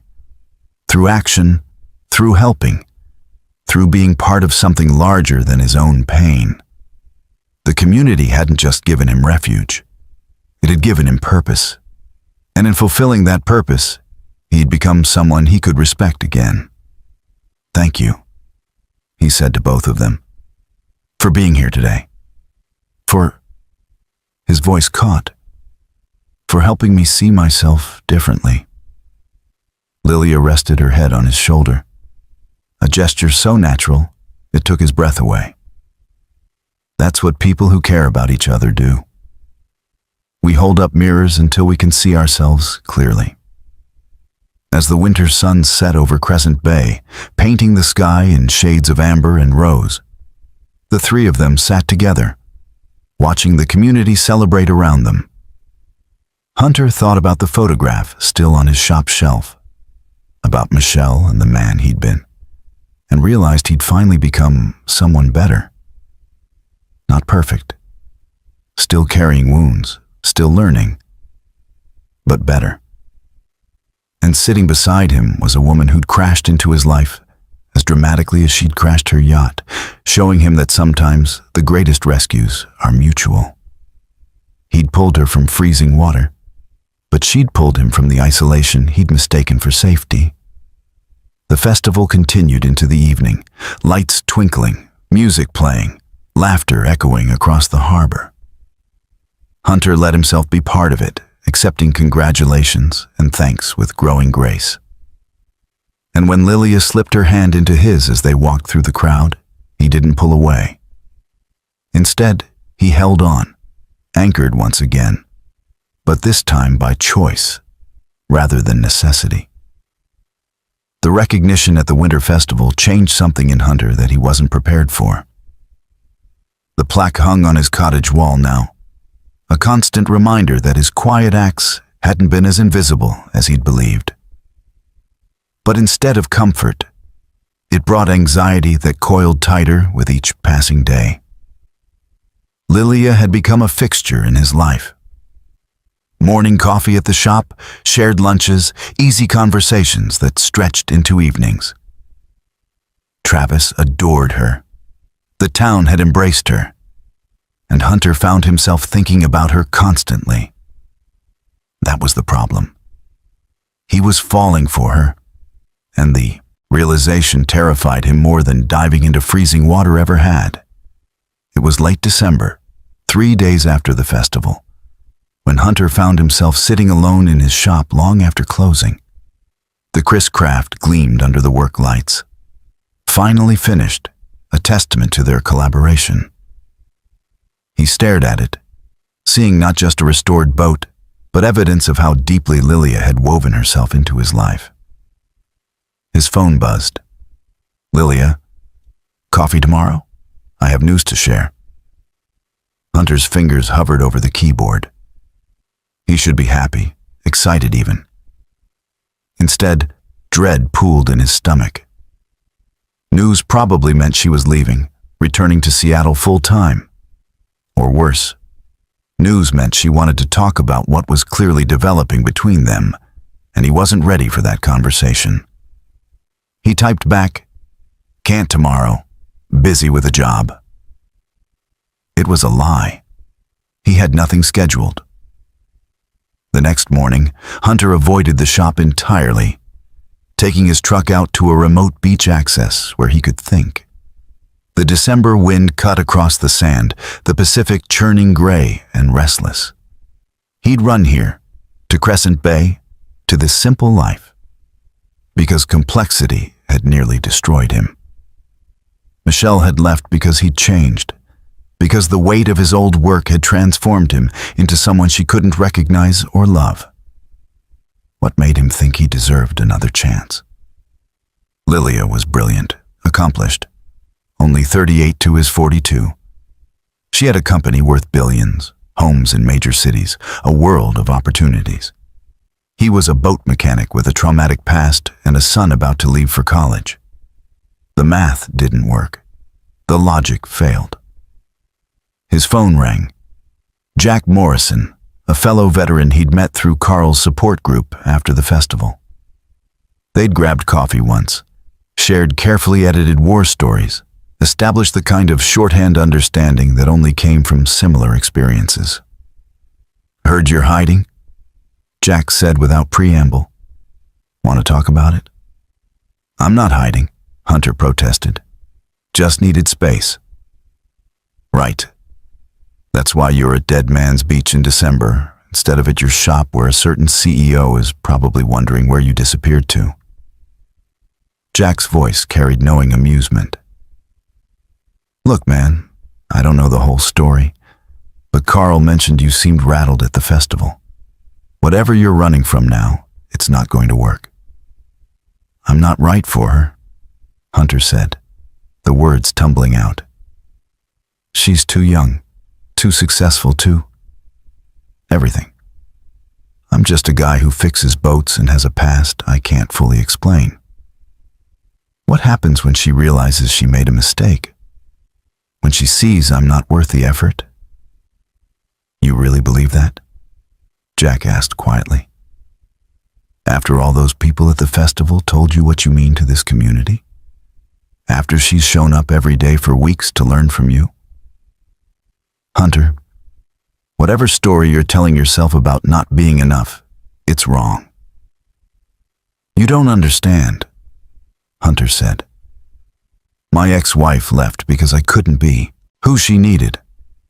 I failed at that once. What makes you think I won't fail again?" "Because you're not that same man," Jack said firmly. "And this isn't the same situation. But you're right about one thing. If you keep running, you will fail. Not because you're not enough, but because you're too scared to find out that maybe you are." The words hit like a physical blow. Hunter ended the call and sat in his truck, watching the waves crash against the rocks. He thought about the photograph in his shop, about the man he'd been before everything fell apart. That man had believed in himself, had taken risks, had loved without fear. When had he become so afraid? By evening, guilt gnawed at him. He texted Lilia, "Sorry about today. Can we talk tomorrow?" Her response came quickly. "Of course. Shop at 8. That night, Hunter lay awake, rehearsing conversations in his mind. He'd tell her the truth, that he cared about her, that she'd become essential to his life, but that he was terrified of destroying something good because he wasn't capable of being what she needed. He'd be honest, lay out all his inadequacies, and let her decide. It was the right thing to do, even if the thought of her walking away made his chest ache with a pain that rivaled anything his old life had inflicted. Because Lilia deserved someone whole, someone who could match her brilliance and ambition. And Hunter wasn't sure he'd ever be that person again. Outside, winter rain began to fall, and Hunter listened to it drum against the roof, wondering if he was about to make the biggest mistake of his second chance at life. The morning arrived gray and cold, rain turning to sleet that clicked against the shop windows. Hunter was there early, coffee brewing, the space meticulously organized thanks to their collaborative effort weeks ago. Every surface reminded him of Lilia. Her laughter, her questions, the way she'd shared her grief about Natasha and trusted him with her vulnerabilities. She arrived precisely at 8, shaking sleet from her jacket. But something was different. Her eyes held determination, and she carried not coffee but a folder thick with papers. "We need to talk," they said simultaneously, then shared uncertain smiles. "You first," Hunter said, cowardice making him defer. Lilia set the folder on the workbench, her posture straight, CEO mode, Hunter recognized. "I've made a decision about the company. I'm stepping back from day-to-day operations, promoting my COO to handle management while I focus on research and development. It means I can work remotely most of the time, be more flexible with location." Hunter's heart hammered. "That's a big change." "It is," Lilia agreed. "But here's the thing. I'm making this choice because it's right for me, not because of anyone else. I've been running for 4 years, burying myself in work to avoid grief. Being here, learning from you, being part of this community. It's shown me there's another way to live. A better way." She moved closer, her voice softening. "But I need to know something, Hunter. These past weeks, what we've built, is it just friendship to you? Because for me, it's become more than that. You've become more than that." The words hung between them, raw and honest. Every instinct screamed at Hunter to retreat, to protect himself with the speech he'd rehearsed. Instead, Travis's words echoed. "You can't hide forever, Dad. And Jax, you're too scared to find out that maybe you are enough." "I'm terrified," Hunter admitted, the confession scraping his throat. "Yesterday, I avoided you because I'm falling for you and it scares me senseless. You're accomplished, brilliant, young, everything I'm not. My ex-wife left because I became someone she couldn't love. What happens when you see all my broken pieces and realize I'm not worth the effort?" Lilia's expression shifted from uncertainty to something fierce. "Stop," she said firmly. "Stop deciding for me what I can handle, what I deserve. You want to know what I see when I look at you?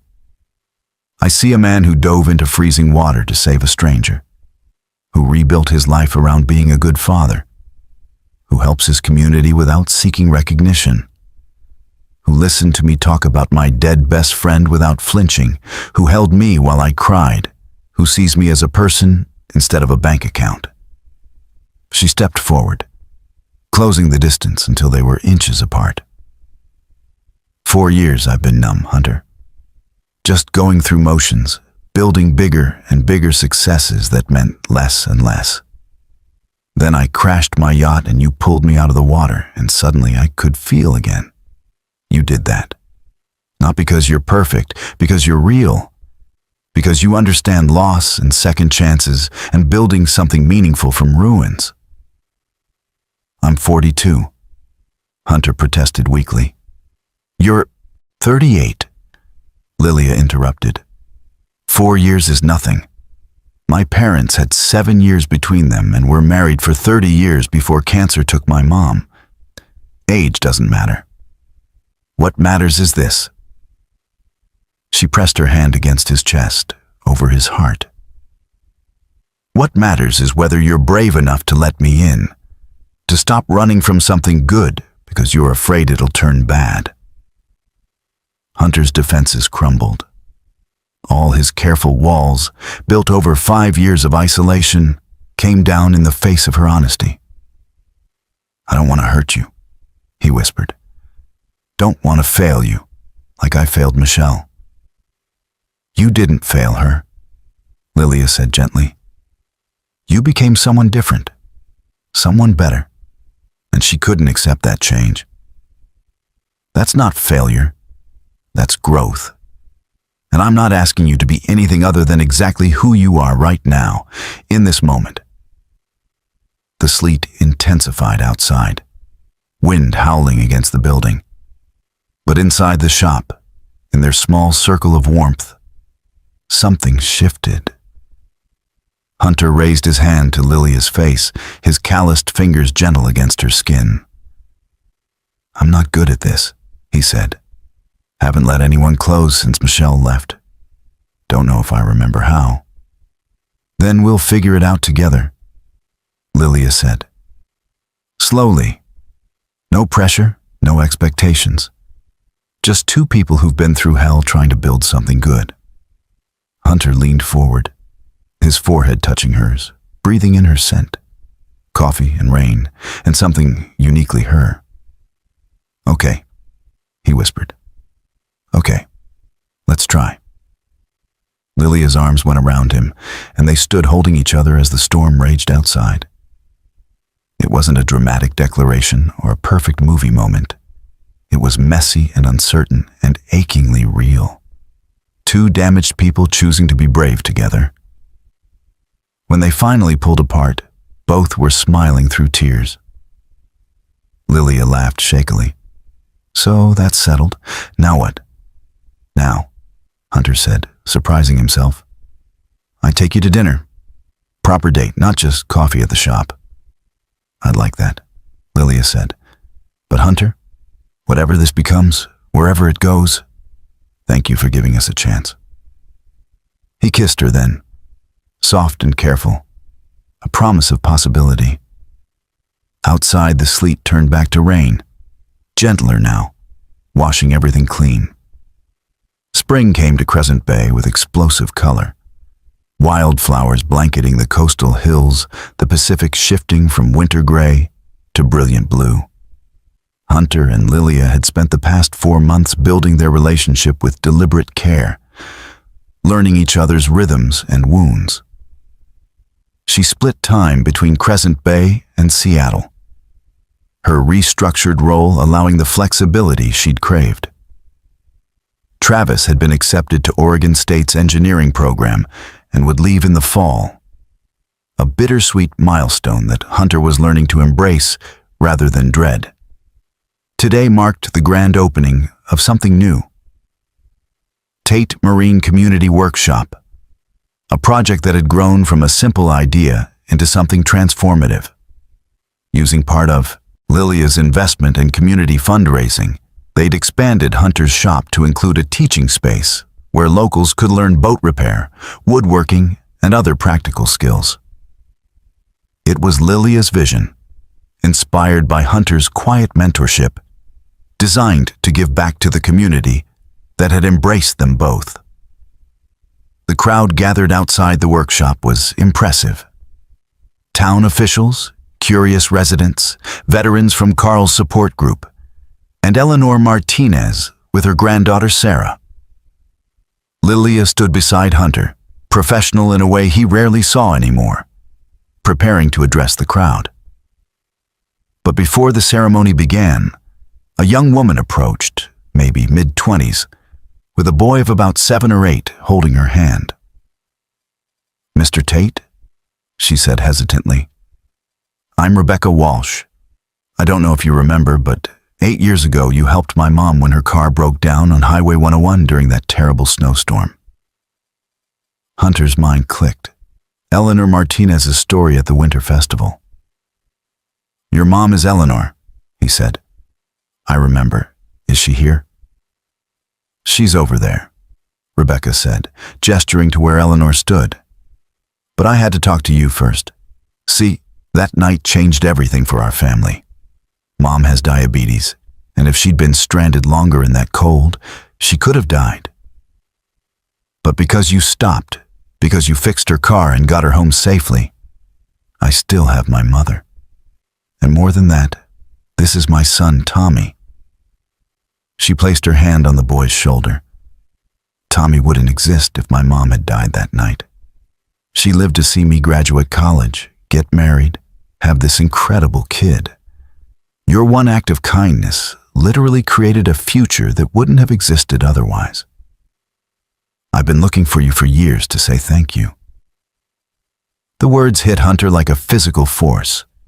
He stared at the boy, Tommy, with bright, curious eyes and a gap-toothed smile, alive and present because of a forgotten roadside repair 8 years ago. The ripple effect Lilia had talked about, made manifest in this young life. Lilia's hand found Hunter's, squeezing tight. Tommy looked up at Hunter with open admiration. "Grandma says you're a hero. Can you teach me to fix stuff?" Yes," Hunter managed, his voice rough. "I'd be honored to teach you." Rebecca's eyes filled with tears. "Thank you doesn't seem like enough. You gave us everything and didn't even know it." As Rebecca and Tommy joined the crowd, more people came forward with their own stories. Carl talking about how Hunter's help had inspired him to expand his veterans program. A teenager explaining how Hunter's free boat safety lessons had landed him a summer job at the marina.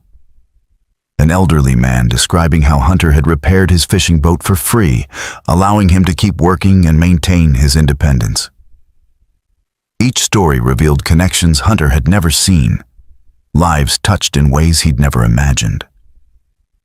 The community hadn't just accepted him, he'd helped shape it, one small act at a time, creating a web of goodwill and mutual support that extended far beyond his awareness. When Lilia finally gave her speech, opening the workshop officially, she spoke about community, second chances, and the power of one person choosing to help without expecting reward. She thanked Hunter publicly for inspiring the project, for showing her what meaningful success looked like. "I built $1 billion company," Lilia said to the assembled crowd. "But the most valuable thing I've built is right here. A partnership with a man who taught me that wealth isn't measured in money, but in lives touched, in communities strengthened, in small acts of kindness that ripple outward in ways we can't predict or control. This workshop exists because Hunter Tate showed up when someone needed help. Again and again, for years, without fanfare. Today we're making that legacy permanent." The applause was thunderous, and Hunter stood beside her, overwhelmed by the evidence of his impact. Travis appeared at his other side, pride radiating from every pore. "Dad, this is incredible. Do you see what you've built?" Hunter looked at the workshop, at the crowd, at Lilia and Travis flanking him, at young Tommy, a life that wouldn't exist without his intervention. "We built it," he corrected. "All of us, together." As the crowd dispersed to tour the new facility, Eleanor approached, pulling Hunter into a fierce hug. "You saved my life so I could watch my daughter become a mother, so I could meet my grandson. Every moment I've had with them these past 8 years, that's your gift to me. Don't ever forget the magnitude of what you did." Hunter held the elderly woman, understanding finally sinking in. He hadn't just fixed a car or jumped a battery. He'd preserved futures, created possibilities, allowed love to continue across generations. The weight of it was staggering and humbling and beautiful all at once. That evening, after the celebration ended, Hunter and Lilia stood in the empty workshop, the space still smelling of fresh paint and new wood.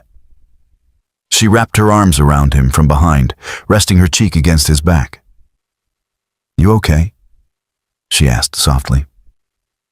"Overwhelmed," Hunter admitted. "I had no idea. All those years, I thought I was just getting by, hiding. But I was building something without realizing it." "That's the best kind of legacy," Lilia said. "The one you create by simply being who you are, helping because it's right, not because you want recognition. Tommy exists because of you, Hunter. That little boy, his whole future, it wouldn't be here without your choice to stop on a snowy highway 8 years ago." Hunter turned in her embrace, pulling her close.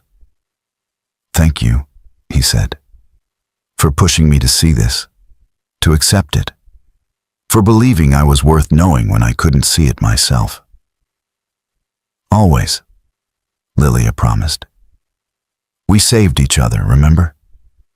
You pulled me from the water, I pulled you from isolation. We're even." They stood together in the workshop that would teach countless people, the space filled with tools and possibility. Outside, spring twilight painted the sky in shades of lavender and gold. And somewhere in town, a young boy named Tommy played, alive and laughing, a testament to the power of showing up when needed. Hunter had spent 5 years believing he was broken, unworthy of connection or love. But standing here with Lilia, surrounded by evidence of lives he'd touched and futures he'd made possible, he finally understood the truth. Healing didn't mean erasing the past or becoming who he'd been before. It meant accepting his scars, using them to build something better, and allowing people to love him not despite his wounds, but because of the person those wounds had helped him become. The June sun hung golden over Crescent Bay Marina, turning the water to liquid copper as the community gathered for what had become a regular Saturday tradition. Open Workshop Day at Tate Marine Community Workshop. 6 months had passed since the opening, and the space had become the heart of the waterfront, always filled with people learning, teaching, sharing skills and stories. Hunter stood inside, watching through the window as Lilia demonstrated basic electrical wiring to a group of teenagers, her confidence and natural teaching ability never failing to amaze him. She'd fully transitioned from CEO to Chief Innovation Officer at Chambers Global Technologies, spending 3 weeks a month in Crescent Bay and 1 week in Seattle. The change had transformed her. She laughed more freely, carried herself with relaxed grace instead of corporate tension, had even started a small garden at the cottage she now shared with Hunter. They'd married quietly 2 months ago. A simple ceremony at sunset on the beach with Travis, Carl, Eleanor, and a handful of close friends. No extravagant celebration. Just 2 people who'd found each other in the aftermath of near tragedy, choosing to build a life together. Lilia's engagement ring was made from salvaged brass from her crashed yacht, transformed by Hunter's hands into something beautiful. A perfect metaphor for what they'd done with their broken pieces. Travis appeared beside Hunter, home for summer break before his sophomore year at Oregon State. He'd grown into himself over the past year, confident and purposeful, studying engineering with the same intensity Hunter brought to restoration work. "Big crowd today," Travis observed. "Tommy's group is getting good. Did you see the birdhouse he finished?" Hunter smiled. Young Tommy Walsh had become a fixture at the workshop, showing up every Saturday with his mother Rebecca, soaking up knowledge with fierce determination.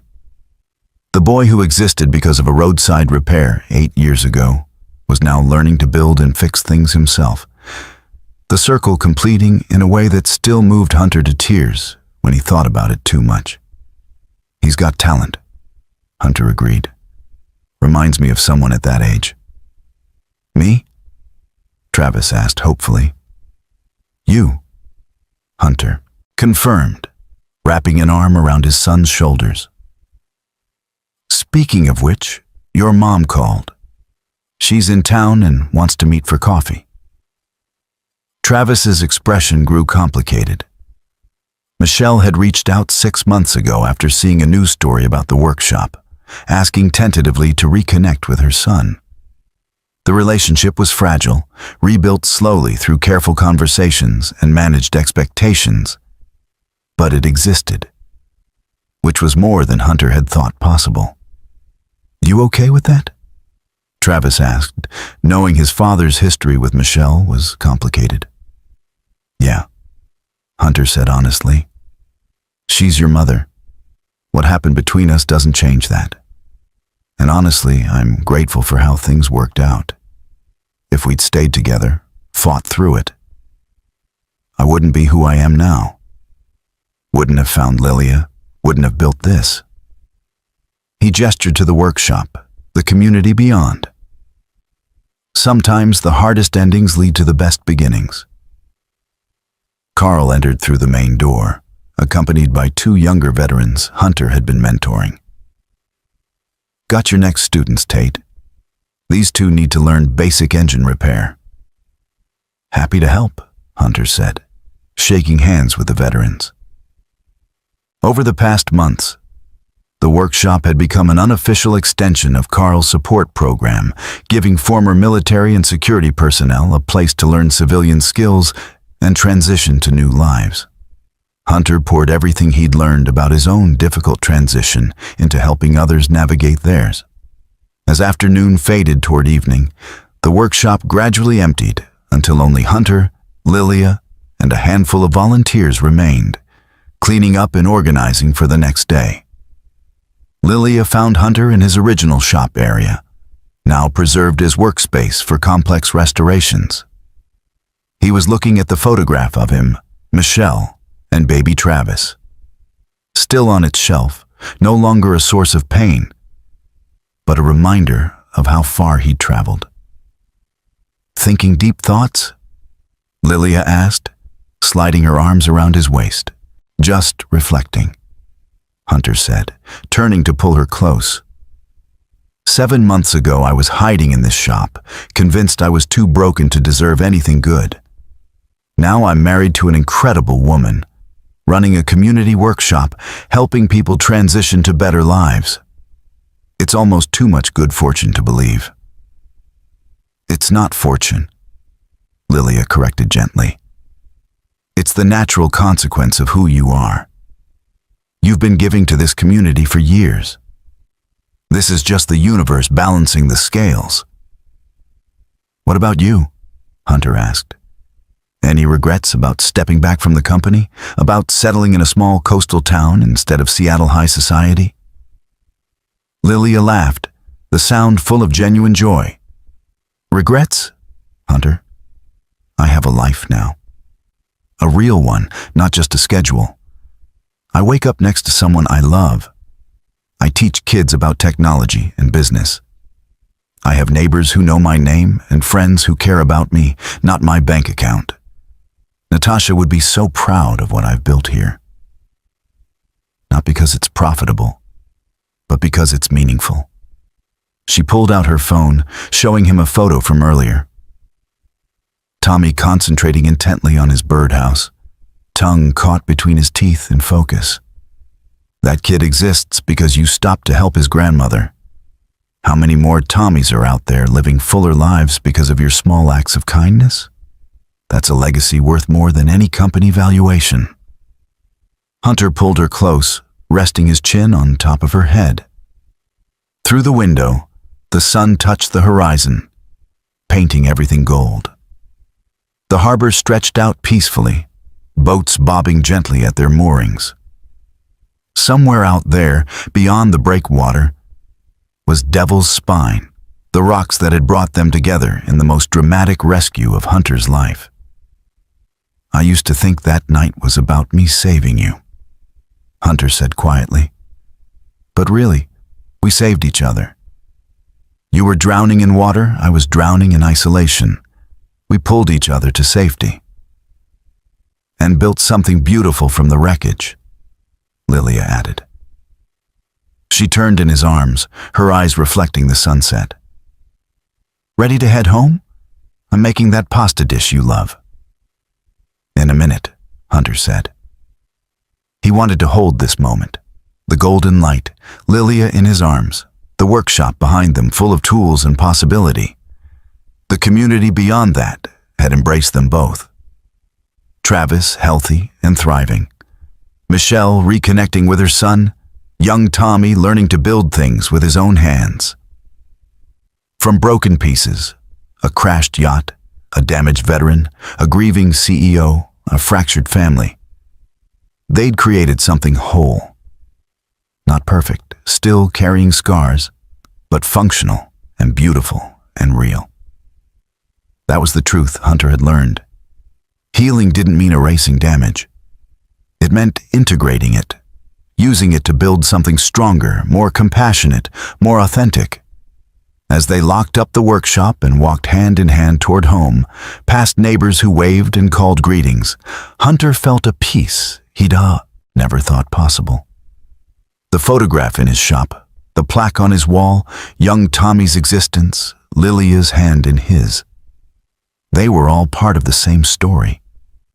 A story that started with a stranger's courage in freezing water and became something far greater than either of them had imagined. Sometimes destiny begins with a small act and an open heart, but it's built through choosing connection over isolation, choosing to heal rather than hide, choosing to believe that maybe, just maybe, you're worthy of the love and community that surrounds you. Hunter had finally learned that lesson. And as the June evening settled soft and warm over Crescent Bay, he walked home with his wife, toward a future built not on running from the past, but on embracing it, healing it, and using it to create something beautiful that would ripple outward for generations yet to come. The ocean whispered against the shore, eternal and forgiving. And Hunter Tate, veteran, father, husband, teacher, and reluctant hero, was finally completely home. Up next, you've got 2 more standout stories right on your screen. If this one hit the mark, you won't want to pass these up. Just click and check them out. And don't forget to subscribe and turn on the notification bell so you don't miss any upload from us.